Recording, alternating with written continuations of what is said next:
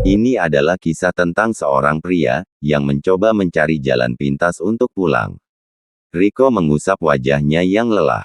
Matanya terasa berat, pikirannya kusut setelah seharian bekerja di kantor.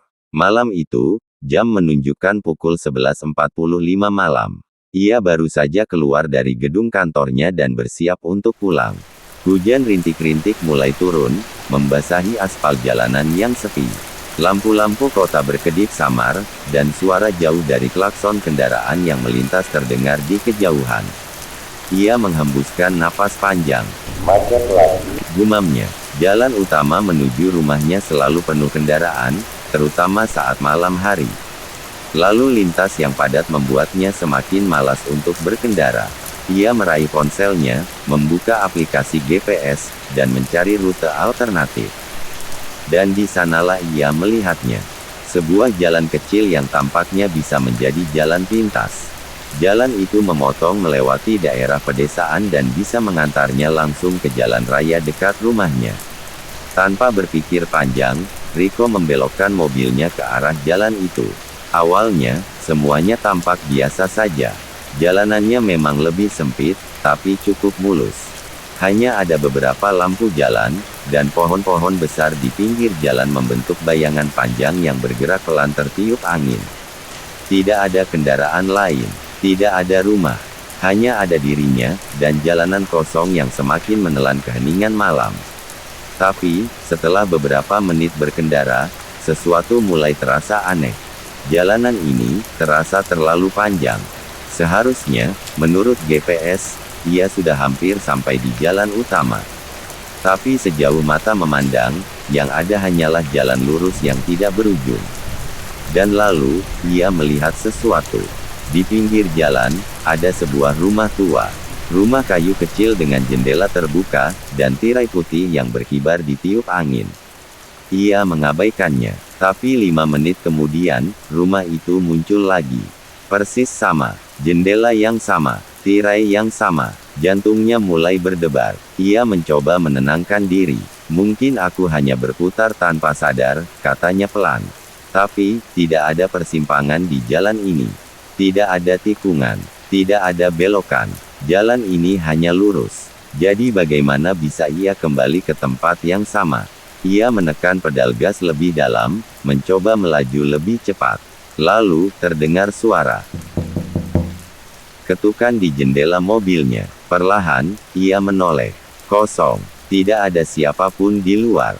Namun, saat ia menoleh kembali ke depan, di kaca spion tengah, ia melihatnya. Di tengah jalan, berdiri sesosok bayangan. Diam, tak bergerak. Ia berdiri di kejauhan, hanya diterangi sinar lampu mobil. Tapi ada sesuatu yang membuat bulu kuduk Rico berdiri. Matanya, bersinar putih. Bukan seperti pantulan cahaya, bukan seperti mata manusia, tapi kosong. Hanya 2 bola mata putih, yang menatap lurus padanya. Jantungnya berdebar keras. Tangannya mencengkeram setir, mencoba mengendalikan rasa takutnya. Ini hanya imajinasiku, ini hanya kelelahan, gumamnya. Ia memalingkan wajahnya sejenak. Tapi ketika ia melihat kaca spion lagi, sosok itu lebih dekat, lebih dekat. Lebih dekat, Rico menginjak gas sekuat tenaga. Mobilnya melaju kencang, menembus kabut yang kini mulai menyelimuti jalanan. Ia tidak berani melihat ke kaca spion lagi. Namun, sesuatu di sudut matanya membuatnya hampir menjerit. Di kaca spion samping, ada sesuatu.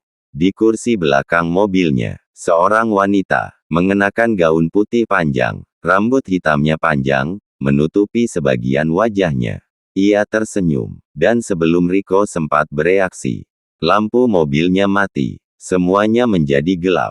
Ketika Rico sadar, mobilnya masih berjalan. Tapi jalanan di depannya kosong. Tidak ada pohon, tidak ada rumah, hanya kegelapan. Ia mengerang pelan, kepalanya pusing. Ia meraih ponselnya. Tidak ada sinyal. GPS-nya hanya menampilkan satu kata. Jalan buntu. Panik. Ia membanting setir, mencoba berbalik arah. Namun, tak peduli kemana ia pergi, ia kembali ke tempat yang sama. Dan di tengah jalan, mobil lain terparkir. Mobil yang sangat ia kenal. Mobilnya sendiri. Lampu hazardnya berkedip pelan. Dan di dalam mobil itu, seseorang duduk di kursi pengemudi. Dirinya sendiri. Kulitnya pucat. Matanya kosong. Mulutnya bergerak pelan, tanpa suara. Terjebak. Lalu, lampu mobilnya tiba-tiba mati. Dan semuanya menjadi gelap. Keesokan paginya, sebuah mobil ditemukan di tengah hutan. Mobil itu, milik Rico. Keadaannya masih utuh. Mesinnya masih hangat. Tapi, tidak ada siapapun di dalamnya. Tidak ada jejak kaki di sekitar. Seakan-akan pengemudinya, menghilang begitu saja.